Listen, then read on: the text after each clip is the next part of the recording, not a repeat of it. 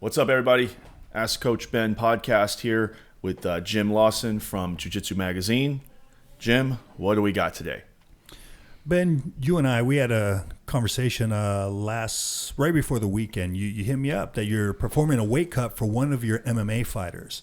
Now, if it's like your standard organizations, it was the day before a weigh-in, right? The weight cut you went through. But more specific to the jiu-jitsu community, to where we have same-day weigh-ins at your standard IBJJF event. What are your recommendations, or what are your thoughts on same-day weight cuts? Is that really a thing?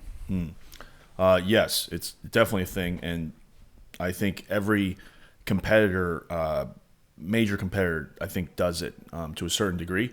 So to answer your question, I did have an MMA fighter that I cut weight with this last weekend, and it was actually a same day weigh-in, but it was a different type of weigh-in. It was he fought about 10 to 12 hours after the weigh-in, so he had a weigh-in in the morning, and then he fought at night.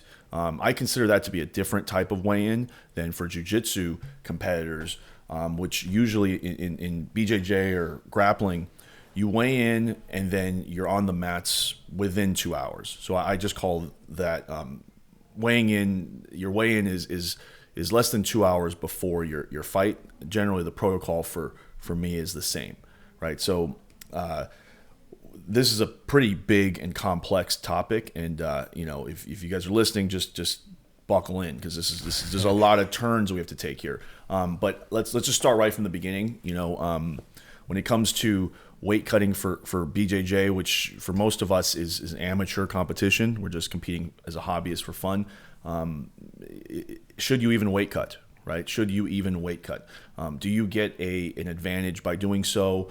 Is there a big disadvantage for not doing so? I would say for most people, most average BJJ competitors, the answer is no, you should not weight cut. You don't, make your body go through that. It's not a pleasant experience. Unless it's like, a pound, but most people are trying to cut a lot of weight to get this competitive advantage, because that's what they think is the right thing to do. That's what they see in the UFC. That's what they see in MMA. And they think, well, I'm going to cut all this weight and I'm going to have them be huge. That's just not how things work most of the time. Even if you see it at the highest level, right? So first thing, you need to do is ask yourself if you should even be cutting. Okay. And for most of you guys that are listening, I would say the answer is no. If you're a competitor at the highest level, the answer is maybe to yes. So before we get into the idea of weight cutting, I guess to interrupt your thought, sorry about that, but how should people consider their diet decisions through, dare I say, a training camp, if we're talking recreationally, the recreational athlete, as opposed to losing weight? Right. So let's define losing weight versus cutting weight. Yes, this is very important, actually. When I speak of a weight cut, generally I'm talking about the final week of the competition. Okay. That is a weight cut, right? Because you're actively doing things to take things out of your body, fluids, for the most part, gut contents. You're not really going to be losing that much fat or muscle or anything like that. You're not really losing mass. You're going to be losing things in your body as opposed to your actual body. That's what a weight cut to me is. Okay. Now, when you begin the prep for a weight cut, that could happen 4 weeks out for jiu-jitsu competition. It can happen 8 weeks out, sometimes 12 weeks out for a fight camp, sometimes 16. And that's very important to understand, because that's chronic, right? Long term. We're talking mostly about acute, which is short term. In order to get to the point where you can do acute weight loss or a weight cut, you need to first prep your body, right? There's a process, and I will get to that in 1 second. Let me go through real quick how you determine if you're in the right weight class, and how you even determine your weight class. Okay. And I think this is important. That will lead to the process that will get there. So again, we're talking specifically about jiu-jitsu competition. So for competitions where there's a weigh-in that's less than 2 hours before the fight, I don't recommend that you are more than 3% heavier than your fight weight 5 days before. So 5 days before the weigh-in is your staging day. That's the day where you start implementing things like the water load and things that will help you get to the weight. So 5 days before, I have an example here. If you're competing in the featherweight division in IBJJF competitions, 154, right? So my recommendation is that you should be no heavier than 159 5 days out, right? So that's 5 pounds over the weight class. And ideally, you really shouldn't be more than like 157 or just on weight. You know, a lot of people are on weight and they don't cut, and that's, you know, probably ideal. You know, it's not, there's no, I mean, you're cutting so little here. How much of an advantage are you really going to get, right? But again, some people are in between weight classes, so they have to cut. It's not an option. They have to cut. With that said, just whatever your competition weight class is, like what is yours, Jim? What is your competition? So when I competed in no gi, it was 202. Okay. And then with gi, I think it's 207. That was the weight limit. Okay, so let's assume that's the same day weigh-in and it's within 2 hours. Correct. I would say you should be no more than 208. Okay, so 208 5 days out would be the maximum. All right. Now, and that's for the 202 no-gi, right? If you can't get to 208 5 days before the weigh-in, just forget about it. Just move to the next weight class or get ready to suffer or perform poorly.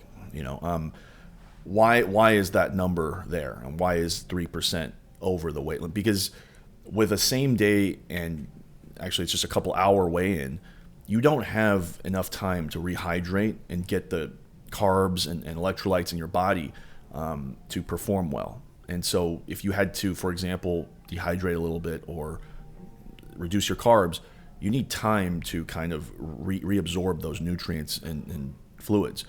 And that's why that's the first step, right, is to choose your weight class. If your weight class is out of reach, you need to move to a different weight class. Okay, second, now this is to answer your question, to prepare for the cut, right?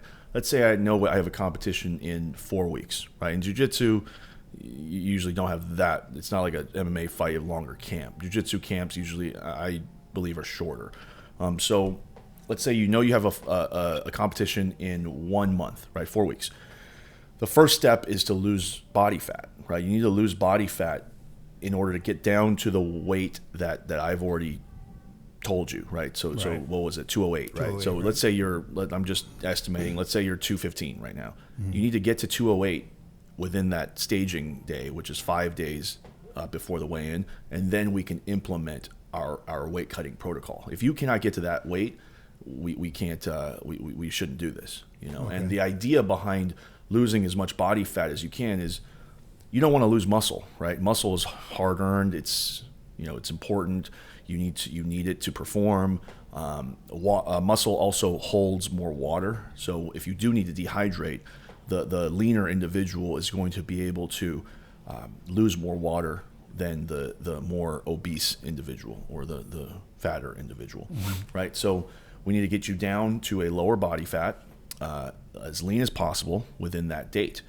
The second part of the preparation, you know, and by the way, to do that, it's really just eating a better diet, you know, less calories, right? Less calories, probably a little more protein, and then just training, you know, being at a caloric deficit with your training and your nutrition. That will get you down to a lower weight, right? And the second part of that, and this is, I would say, optional. It's not, you don't have to do this, and this is something that I do have my fighters and athletes do, which is heat acclimation. And this is something that, you know, being accustomed to heat stress will make your dehydration efforts much easier and more efficient when it's time to do that sauna session or the hot tub or you know, just active sweating at the very end. Because on the last day, you know, after you've done all the protocols, you may still need to jump in a hot tub for a 20-30 minute session just to flush out the last bit of water to make the weight.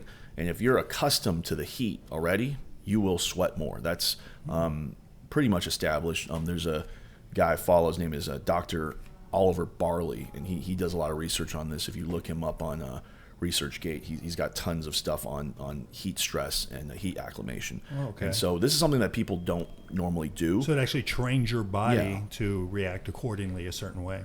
Yeah, I there's a gym that I go to out in Brea Jiu-Jitsu, and sometimes there's guys from Cicero Costa. They come and they do their camps there, and then they go to a competition. And so these guys are in sauna suits like 2 weeks out. And what they're trying to do is they're trying to lose weight. You know, I'm not sure they understand heat acclimation or heat stress. They're just trying to cut weight. And maybe they do know what they're doing, but I never stop them and be like, hey, you know, dehydration at this point is not what you want to do. You want to wait till later on. But because what they're actually doing is they're getting heat acclimated. They're training with you know, layers and a sauna suit on. And it's So making whether they them, intend to do it on purpose, they're doing something right. I'm gonna say they're doing something that's good. they're doing something that's good, To whether prep they know them. it or not. Right. I'm gonna assume that they don't quite know that they're trying to heat acclimate. I think because I've spoken to some of them and they're like, oh yeah, I'm just cutting weight, you know.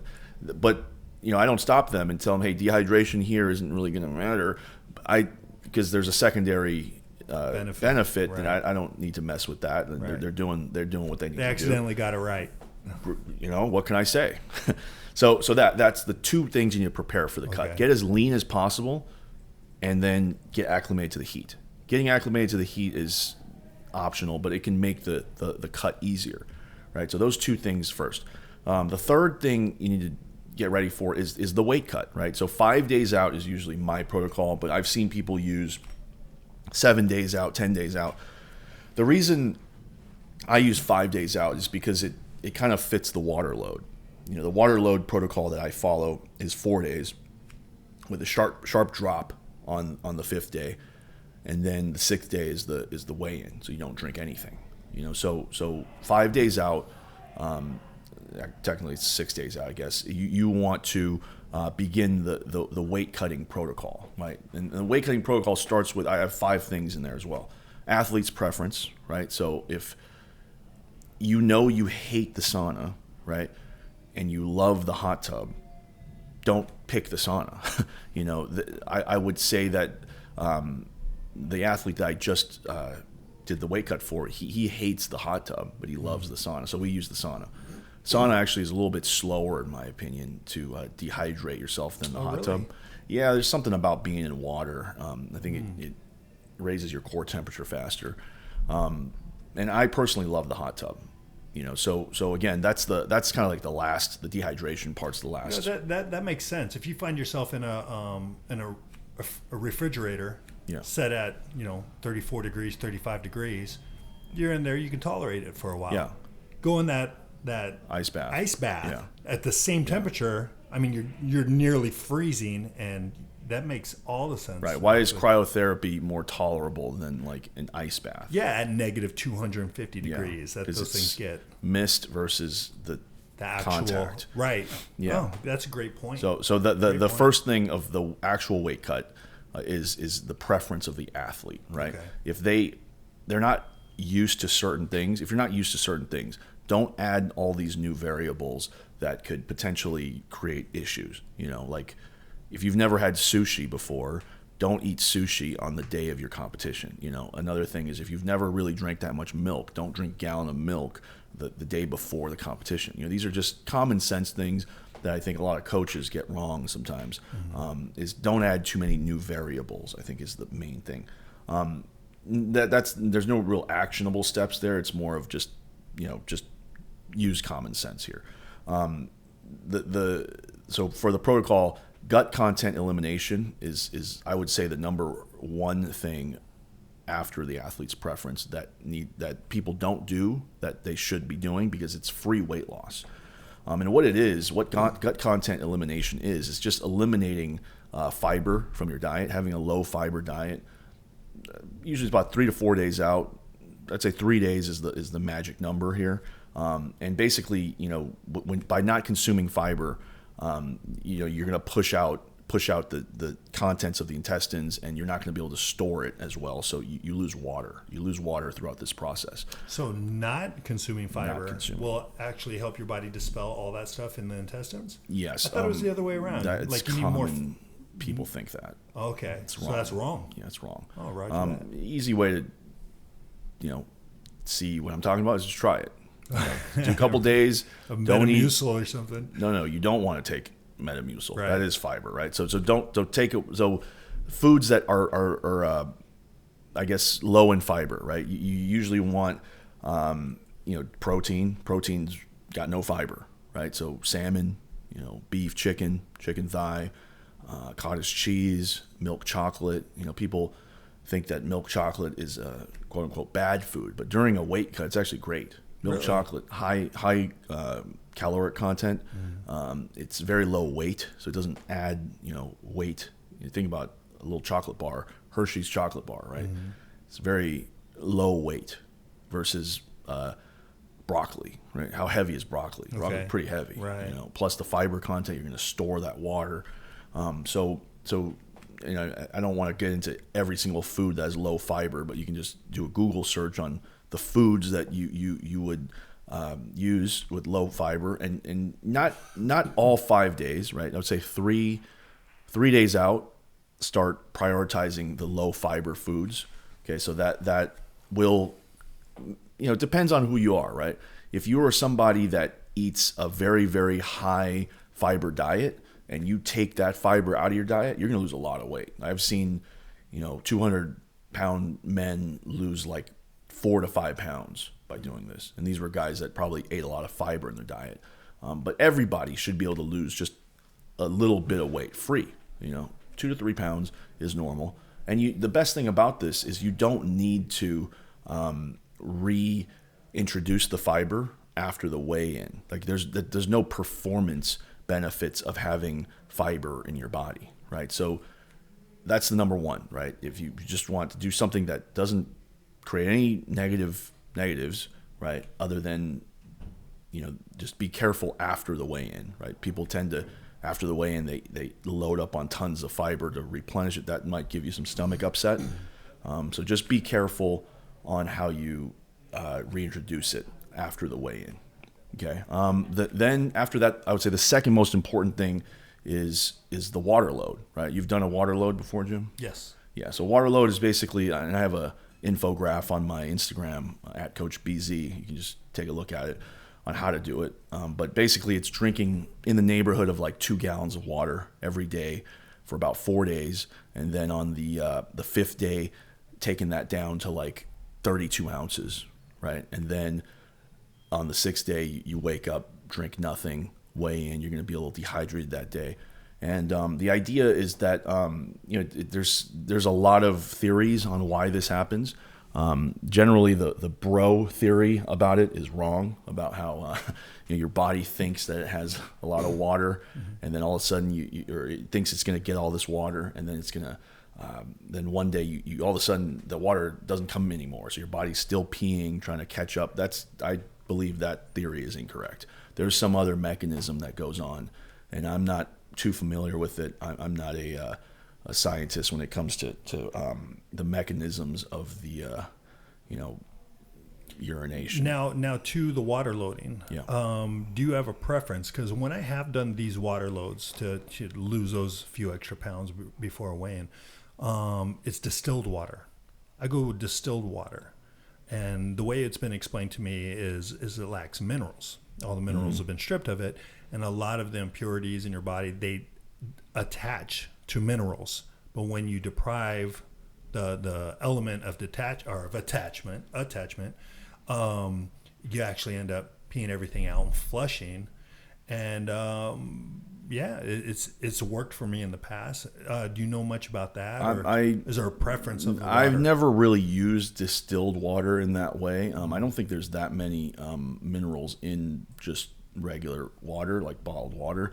It's not any extreme amount. So it's like we're not really I don't think it's that important. Okay. I think the actual water itself is more important than whether it's distilled or whatever. But if, again, this is where athlete preference comes in. If it's worked for you in the past and you've used distilled water, I don't see any reason, not to. Just keep in mind that you will be low on minerals and electrolytes in your diet. So by doing that, you could create like an even bigger deficit.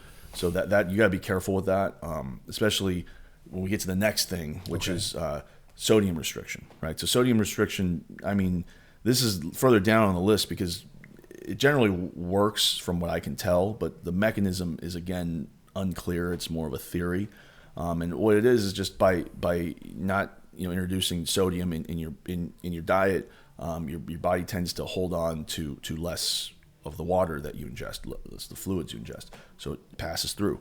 The downside here is sodium, like a lot of the electrolytes, are important for a lot of things, right? Muscle contraction, nerves, signaling. These are all things that sodium is important for. So there are drawbacks to sodium restriction, and if you don't have to do it, I would say maybe one of these things that you have to test out for yourself, right? Some athletes respond well to it.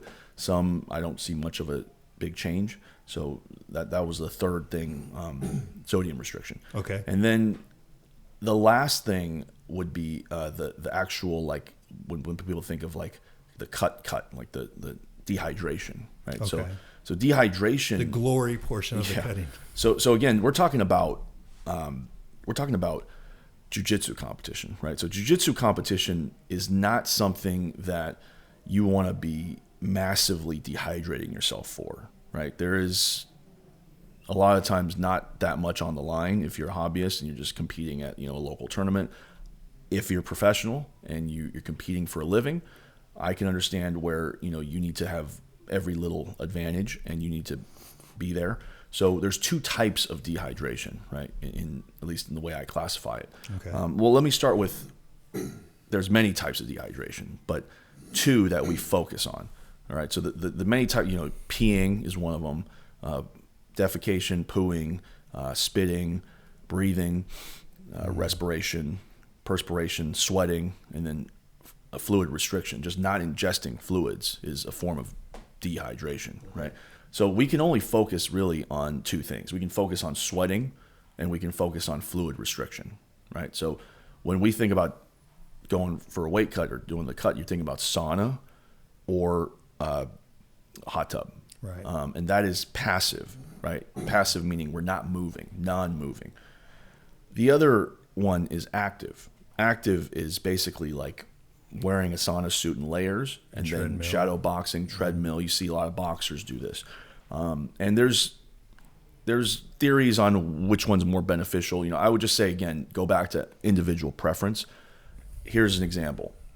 One of my athletes, he doesn't like to do any type of exercise because if he feels it's going to drain him, his legs tired. So we don't do any active dehydration, right? So we just go straight into the hot tub, we cut, and then he fights. One of my other athletes, he doesn't have an opinion. So I say, well, if you don't have an opinion, let's try active dehydration first. So we're sweating, out of extracellular fluid, and then we'll switch to passive if we can't lose the weight, right? If we can't get the core temperature up enough to sweat out the weight that we need to sweat out, then we will go into the hot tub or the sauna. And most of the time, this guy does like 75% of his sweating with a sauna suit on the treadmill, and then we'll just go into the hot tub for like 10 minutes, and then he's done. So let me ask you this, as a coach. So your preference, I take it your preference is, let's try the active method of weight cut. Now, I remember back in the day reading, learning what I could about weight cutting. Randy Couture, he felt the same way. Like for him, the sauna suit, I'm sorry, not the sauna suit, but going into a sauna or the passive, as you're describing, was actually his last resort. Yeah. He's like, you want to spend as little time doing it that way as opposed to the active way of I think that's the smartest way to think about it. Okay. And there's no surprise coming from a guy like Randy. But, again, some people, they just have preferences, like I sometimes get hired to go into a fighter's camp in the last week, the last week and a half, and I'm there, and all of his coaches have said to me, well, he likes to do this, and this is what we've done in the past. And if it's something that we talk about as a team, and they feel we should stick to X, then we usually do, unless it's something that is I'm adamantly against. Like, for example, the sauna, like active versus passive, right? I would prefer active, so I would try to push that, But then some of the coaches may tell me, hey, Ben, I don't want his legs getting tired. I don't want him to expend any energy. He needs to recover. So let's not do that. I'm not going to go and argue against the coach and say, well, then I'm the expert here. Let's do what, is the best for the athlete. And sometimes it's better to go along just to get along. Now, I'll obviously have the same talk with the athlete, and if he agrees with me, then we'll try my method, right? These are hopefully not things that you're doing last minute, but I have to tell the truth. A lot of the times, I'm forced into those situations. You bring me in last minute. We've never worked together. Now you're putting me in these tough spots. I have to pick. But if you guys want to listen to my opinion, then my opinion is do the active dehydration as far as you can go without it fatiguing you, and then switch to passive. So, for example, put on a bunch of sweaters, sweatpants, and do the exercise bike, sweat off maybe 3 pounds, and then if you have another pound to lose, jump in the sauna with the sweat that you've built, and then then finish off the rest of the cut. There's so many ways to do this, and one thing I didn't mention yet is well, I kind of did with athletes' preferences, but individual preference or your overall characteristics of yourself is probably more important than a strict method, right? So there's so many things that can happen in a weight cut, and so I just want to make sure people understand that is that not everything is set in stone. All right, so once we get to active and passive dehydration, right? We've sweated out the last pound or so that we need 2 pounds. By the way, the fiber, decreasing the fiber, so the gut content elimination and the water load should take care of most of the weight that you are trying to lose. So if you wake up, and this happens a lot, sometimes my athletes wake up and they only have like 1 pound to lose, which is perfect. That's exactly what I want. Or no pounds to lose. If they're on weight, even better. You can drink water at this point, eat a little food. They wake up and they have like 1 pound to lose. Then this is oftentimes what I recommend is just turn up the heater in your car and drive down with a bunch of sweaters on to the competition. And by the time you get there, start do a quick shakeout, do some drills, and you'll probably sweat out that pound by then. Use the restroom. That'll be it. Obviously, don't ingest anything. That brings you make me think of a question. Would it ever pay if you have the ability to possibly, let's say your weight division, your weight limit's 170, 180, whatever, all right? And then if they're, let's say, only 2 pounds above that weight the day before, a weigh-in, which you're in the home stretch at that point, generally speaking. Do you think it's ever a good consideration? You know what? Let's shoot for 4 pounds. Day of weigh-in, you could eat a breakfast and you could start the recovery. Do you think that's ever a smart strategy for planning a weight cut for a weigh-in? That if you can go 2 extra pounds, go the 2 extra pounds, and then start the recovery sooner to where weigh-in day, you're actually eating just a little bit. Yeah, there are fighters that do that. My thoughts on that is there's even people out there who overcut a little bit, especially people that have 24 plus hours to the weigh-in. They overcut a little bit so they can eat and drink a little. Right? Start that recovery sooner. Yeah. My thoughts are mostly just make the weight in the most efficient. Let's not get too cute with these types of things. Okay. Now there is one situation where I think you might want to add, try not to lose weight too fast, is when there's so not this situation, right, where it's just 2 hours before. Right. In a Which situation, is the main focus yeah. of this entire episode. If you had like a 36-hour, like a main event of UFC is like 36-hour weigh-in. You know, you weigh in, you 35 hours, 36 hours till you fight. Okay. Somebody like that, let's say if they were coming into a 170-pound championship fight and they weighed like 173, you know, on the staging day. So 5 days out, they're only 173. I would say at that point, you know, we might want to put on a little bit of weight. A little. Yeah, because Okay. then when you have such a long time to replete after the weigh-in that you can not live a little, but you want to put on that weight because you're going to have that weight as an advantage in the fight. You want some kind of competitive advantage, especially if it's like a day after weigh-in type of situation.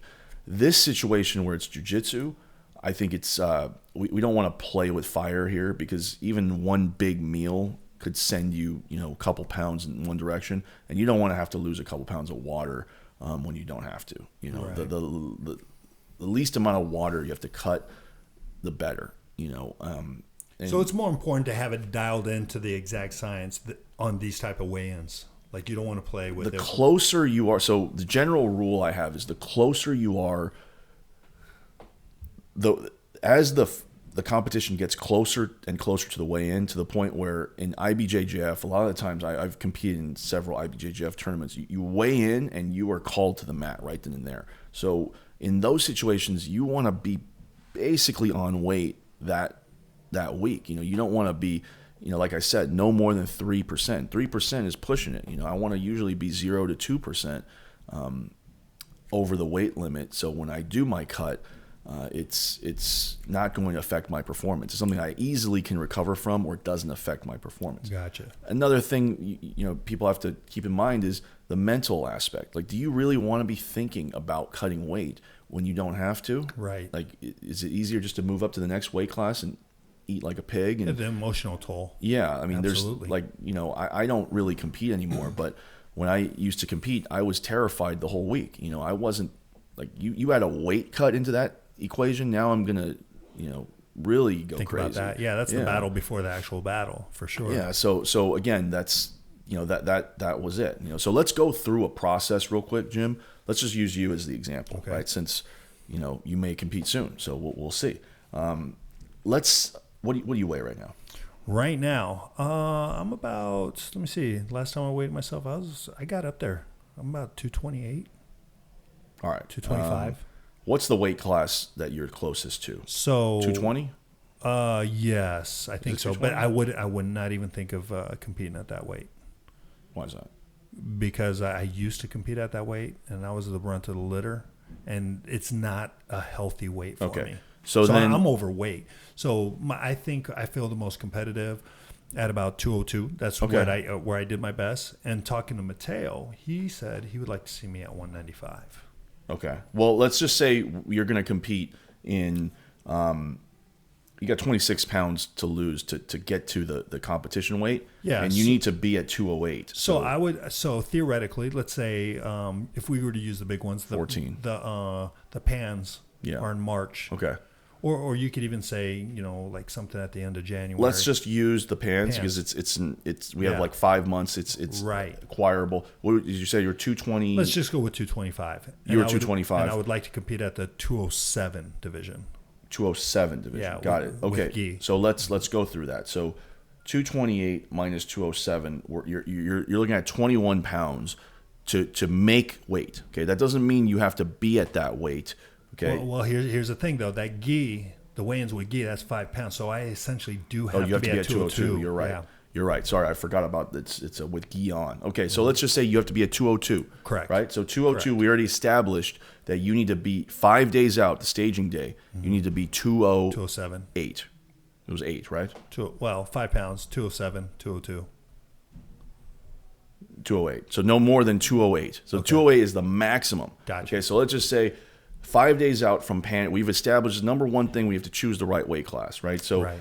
5 days out from Pan Am's in Pan Championship in March, you need to be 208 pounds. Okay, so right now, me and you need to work on creating a diet plan that has, just is able to lower your caloric intake, and your macronutrients need to be, sufficient to support your training, but still lower you down to that 208 pounds, under 208 pounds, 5 days before this competition. Okay, that's step one.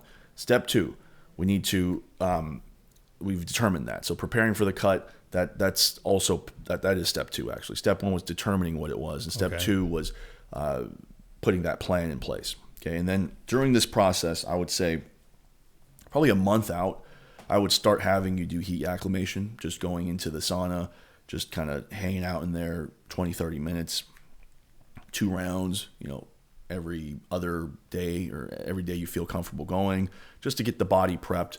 There's also some evidence that heat stress can enhance your performance, so there's really no drawbacks, right? Now, we've done all that, and you've made it. You've got to 5 days before, and you're 208. Perfect. You've listened. And now we begin the weight cut, right? Athlete's preference. Have you used, what have you used to cut weight in the past? Hot tub or sauna? Pretty much all of it. Active, everything? Yeah.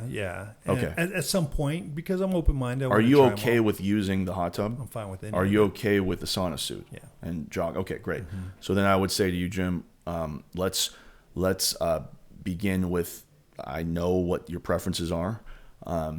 Let's start with the fiber reduction, right? Okay. So 3 days out, I would tell you, Jim, okay, no more whole grains, no more nuts, no more legumes, no more veggies. Don't take supplements that have fiber. I need you to drink protein shakes. I need you to eat meat. I need you to eat milk chocolate. I need you to eat, white bread, things that don't have any fiber. And we basically, we have hopefully a couple pounds of free weight loss right then and there. Okay. Second thing, we begin the water load. So 5 days out, we begin the water load. 2 gallons, roughly, for you, it'd probably be a little more. 2.5 gallons a day for 4 days. And then on the day before weigh-in, you're going to basically drop it down to like 28 to 32 ounces and drink very little that day. And that night, you're going to lose most of your weight through the water load. And that's that. We may add the sodium restriction. We may not. Depends. And then the morning of the competition, you're going to then get to your main dehydration should you need it. Okay. My goal with those numbers that I played with is so that when you wake up on the day of your competition, you don't need to cut any weight. Hopefully the fiber elimination and the water load made it so you wake up and you've already lost that, what was it, like 5 pounds or something like that? Mm-hmm. Hopefully you've woken up and you've lost that 5 pounds, right? Which is, it's happened many times. Right. Not, I wouldn't say all the time. There are times where you wake up and you're a little over. So let's say you woke up and you're on weight. Great. Go and compete. Have a great time. Let's say you woke up and it's the day of the competition. You need to weigh in at 202 and you are now 203 and a half. What do you do? Well, this is where we choose, right? You said you're okay with all forms of dehydration. Let's put on the layers. Let's go for a little drill. Let's do some jogging. Let's do some moving around. And then let's end it off with just a little quick sauna session. You're already used to the sauna because you've been doing heat acclimation. And then the weight should come off no problem. You head over to the venue. You weigh in. Right after you weigh in, this is one thing I didn't talk about, is after the weigh-in. So right after the weigh-in, you're going to be a little dehydrated. You just did a water load. You just lost electrolytes because the water load kind of takes that out of you. So we need to replace the electrolytes, right? So Pedialyte is good here.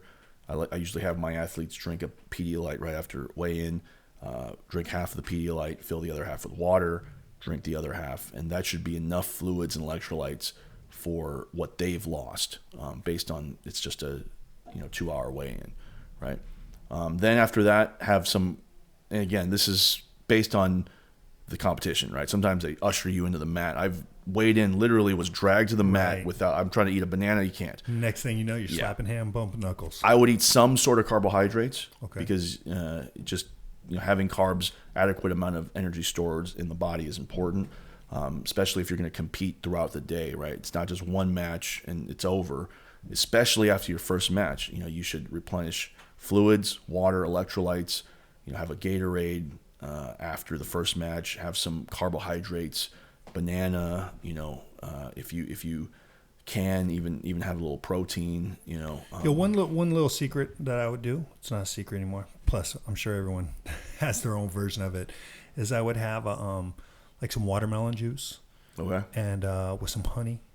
All right. Ready to go. Yeah, that would be great. Like because it's already pre-digested in liquid form. Yeah. And to where so it can max it out. And then what I would do is I would have like a granola bar, just something that at that moment I can just chew on something, just get my body, wake my body. Fig bars I think are very good because they're very high in calories. But it's basically chocolate. literally 2 bites. So if I did to one of your scenarios have to walk right on to mat 4 and start getting after it, it's not something that's gonna I'm gonna be puking or anything like that. But it just wakes my body up. That's important.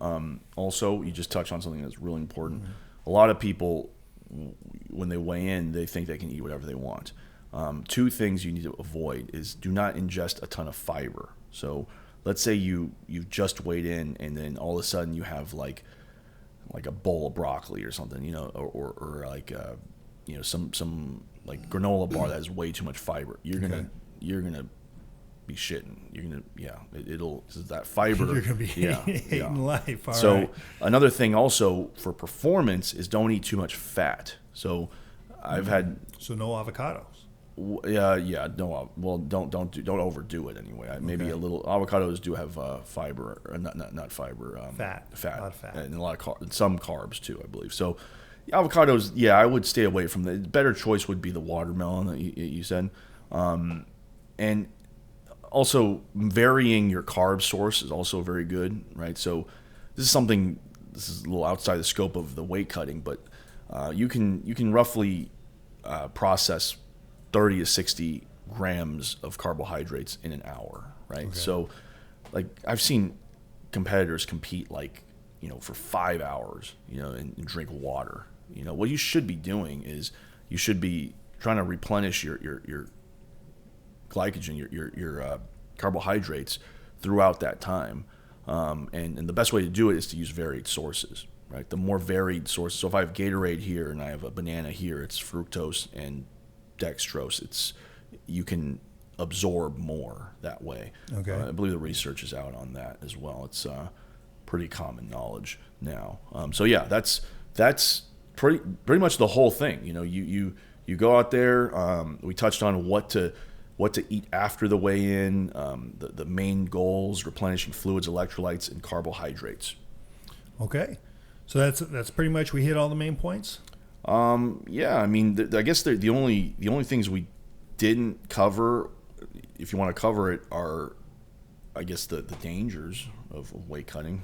And you know what? Let's address some of the dangers and some of the things you need to look out for. I think it would be a bit remiss of us if we didn't kind of go over some of the things that you need to look out for as far as if you have a fighter who's all of a sudden looking like they have that 1,000-mile stare.